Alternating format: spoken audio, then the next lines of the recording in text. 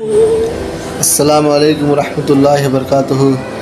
سستی وجہ سے تراویح 8 رکعت پڑھ سکتی ہیں، اس کے بارے میں تفصیل سے سننا بھائی اور دوسرے میں شیئر کرو۔ 8 رکعت تراویح پڑھ سکتے ہیں۔ عائشہ فاروق انڈیا سے 20 رکعت تراویح سنت مؤکدہ ہے، اور سنت مؤکدہ کا حکم یہ ہوتا ہے کہ بلا وجہ اس کو چھوڑنا یہ قابل ملامت ہے۔ ایسا شخص اگر بہت زیادہ تھکاوٹ ہے، بہت کوئی مسئلہ ہے یا طبیعت خراب ہے تو پھر تراویح چھوڑی بھی جا سکتی ہے۔ بہتر یہ بالکل نہ چھوڑیں، کچھ نہ کچھ تو پڑھ لیں۔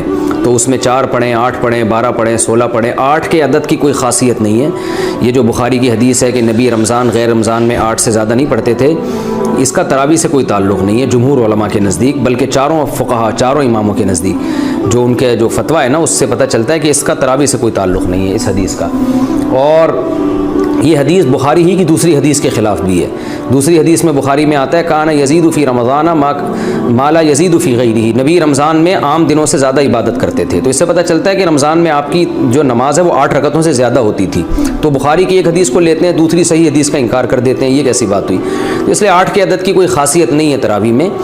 ہاں سنت مؤکدہ ہے تو اس میں مشکل ہو رہی ہے، کوئی واقعی تھکاوٹ ہے تو جتنی چاہیں پڑھ لیں، اللہ جتنی توفیق دے۔ 8 پڑھ لیں، 4 پڑھ لیں، 6 پڑھ لیں، 12 پڑھ لیں، جتنی زیادہ پڑھیں گے اتنا زیادہ ثواب ملے گا، لیکن نارملی 20 رکعت کا معمول بنانا چاہیے۔ اچھا، یہ 8 رکعت میں یہ بھی ہے کہ اگر تراویح آپ کے لیے کھڑے ہو کر پڑھنا مشکل ہو رہا ہے تو بیٹھ کے بھی پڑھی جا سکتی ہے۔ تھکاوٹ زیادہ ہے تو بیٹھ کے پڑھ لیں آپ، تو 20 پوری کر لیں لیکن بیٹھ کے کر لیں تو یہ بھی بہتر ہے۔